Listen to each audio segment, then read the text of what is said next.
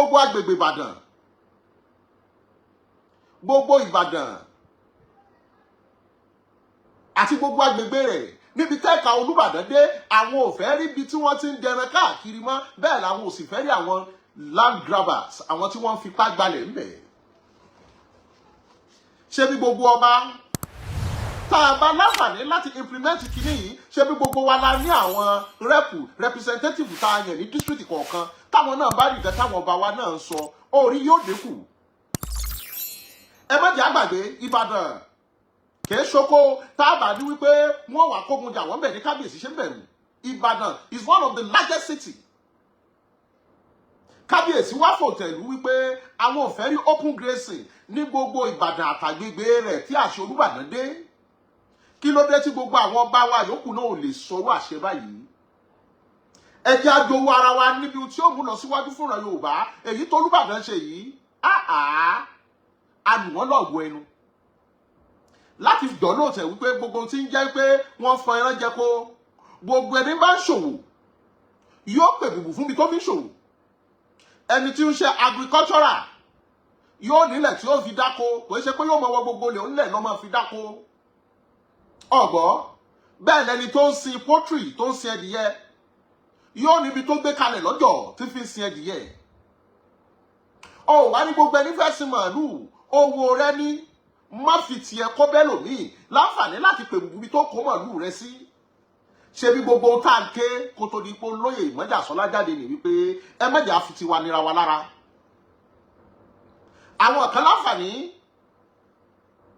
láti kóra wọn jọ, wọ́n pera wọn ní mẹ̀yàtì àlà. Gbogbo ẹni tó bá fẹ́ràn jẹko wọ́n ní kò sọ̀rọ̀ ńbẹ̀. Àwọn bàbá wa tó jẹ́ olórí aládé ẹnu ò tọrọ. Kí ló dé tẹ́nu wọn ò fi tọrọ ní pé bí wọ́n bá mú Fúlàní láàárọ̀ àṣì ó wà látòkè ìpẹ́ fílẹ̀.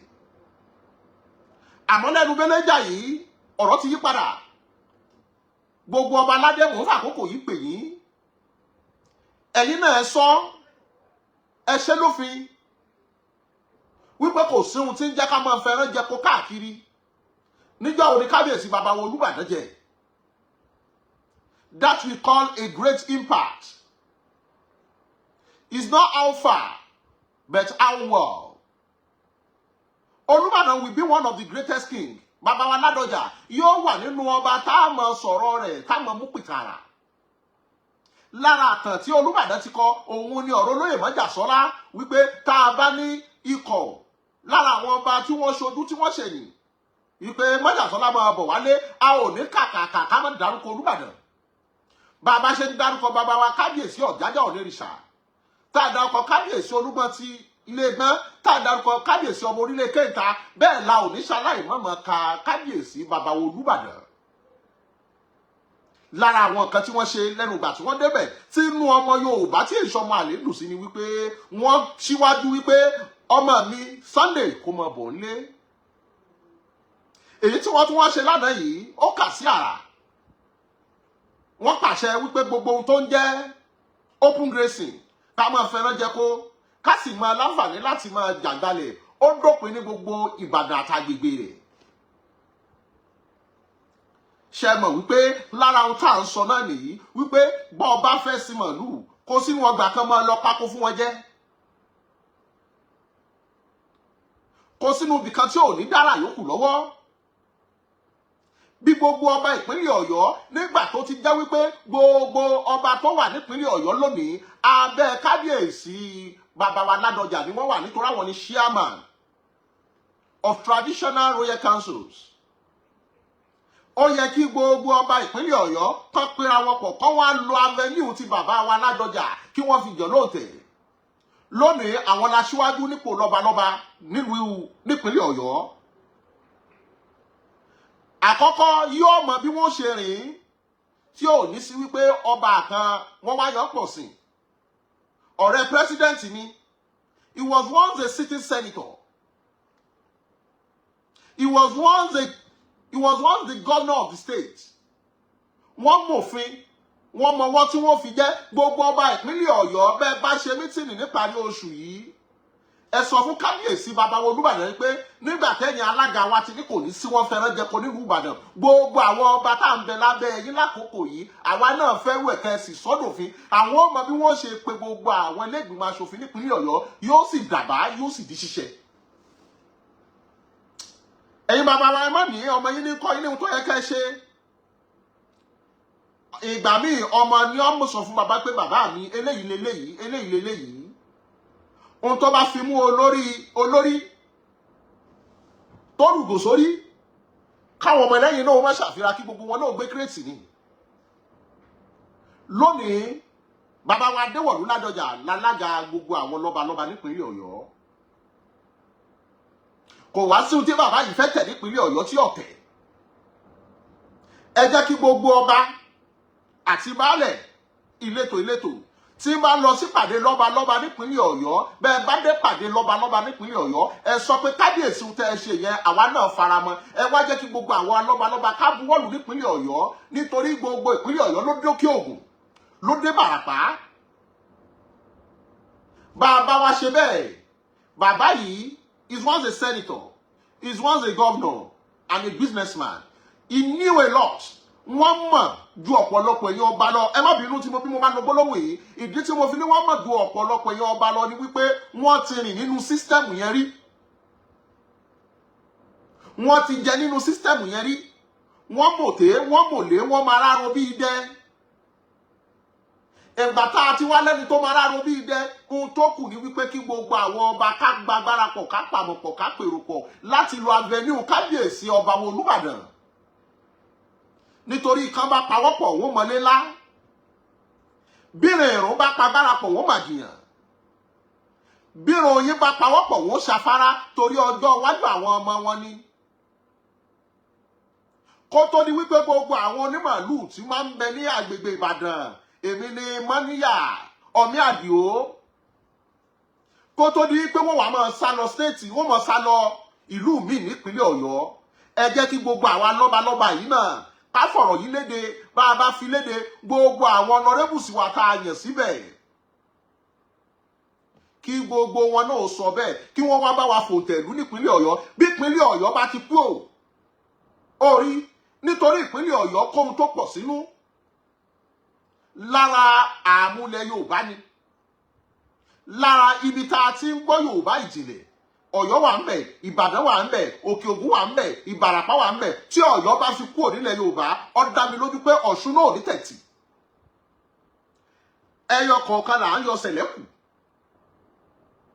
ẹjẹ́ wa lo avenue bàbá yìí kí gbogbo ọba Òkè Ògùn káwọn náà ṣèpàdé kí wọ́n ní àwa náà faramọ́ open grazing nílẹ̀ wa tí wọ́n bá ti fìwé ránṣẹ́ látòkè Ògùn sí alága lọ́balọ́ba wọ́n tún tọ́jú yẹn náà ó di ìyìn ònà táwọn ọba Ìbàràpá méjèèjé báwọn náà bá kọ tiwọn táwọn náà fi ránṣẹ́ ó dèjì káwa mú gbogbo èmi làwọn ọba tí ń bẹ lábẹ́ Olúbàdàn káwọn náà wá fòǹtẹ̀lú bàbá yìí ti ṣe gómìnà rí wọ́n ti ṣe sẹ́nítọ̀ rí wọ́n mọ olórí ilé ìgbìmọ̀ aṣòfin pé ọmọ mi gbà ẹ lọ fòǹtẹ̀lú nípínlẹ̀ Ọ̀yọ́ gbogbo àwa lọ́balọ́ba ní kò sí ohun tí ń jẹ́ ká fẹ́ràn jẹ́ kó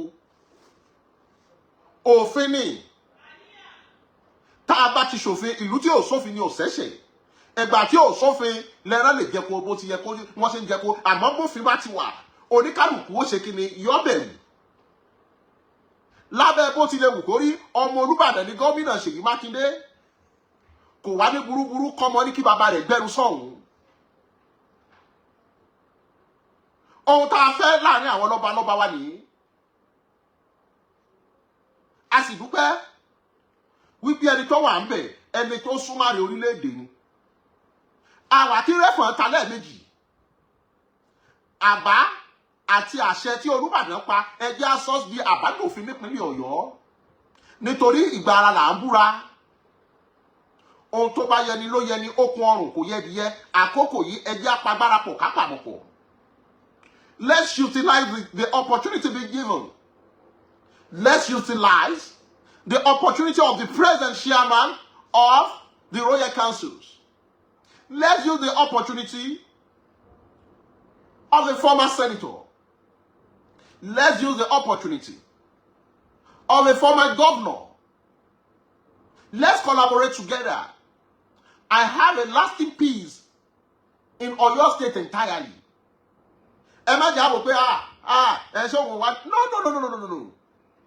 Tí gbogbo ọba bá pawọ́pọ̀ àgbájọ wọn la fi ń sọ̀yà ọwọ́ kan ò gbẹ́rù dórí.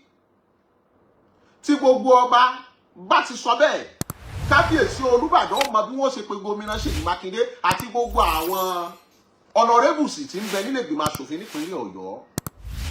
Sì má gbàgbé àkókò tá a wà yìí, òṣèlú ti súnmọ́. Gbogbo wọn náà máa ṣe nǹkan táwọn náà mọ̀ pé àwọn sì ń bọ̀ wá bá yín láàfin wípé mo nídìí ìbò ìlú yín bì. Ó tẹ́ ẹ bá bèrè lọ́wọ́ olóṣèlú lákòókò tí mò ń bọ̀, pátápátá ni wọ́n dá yín lóhùn. Àkókò tí etí wọn máa ń gbọ́rọ̀ rèé, wọ́n gbọ́ ọ̀rọ̀ wa. Ni mo fi mú wá lábàá wípé ẹ̀yin bàbá wa ẹ pa agbára pọ̀ ẹ pamọ́ pọ̀. Ẹ dákun ẹ pèrò pọ̀, ẹ pòye pọ̀, ẹ pa agbára pọ̀. Láti jẹ́ ká mọ̀ wípé nípínlẹ̀ Ọ̀yọ́ o, ohun tí wọ́n ń pè ní open grazing ó di ohun tá a fẹ́. Gbogbo ẹni bá ń ṣiṣẹ́ ó mèrè tó fẹ́ jẹ lẹ́nu iṣẹ́ rẹ̀ kó kẹ́ran rẹ̀ sínú ilé. Èèyàn tó bá sì fẹ́ láǹfààní tó fẹ́ sin màálù kó lọ ralẹ̀ bí 2 acres àbí 5 acres. Bọ́ bá fi 2 acres tó fi ṣẹlẹ̀ wọn 3 acres tó kù fi gbin flower àbáwọn ewé tí wọ́n máa jẹ. Ayé ti rọrùn. Ẹ má jẹ́ a máa fayé nira wa lára.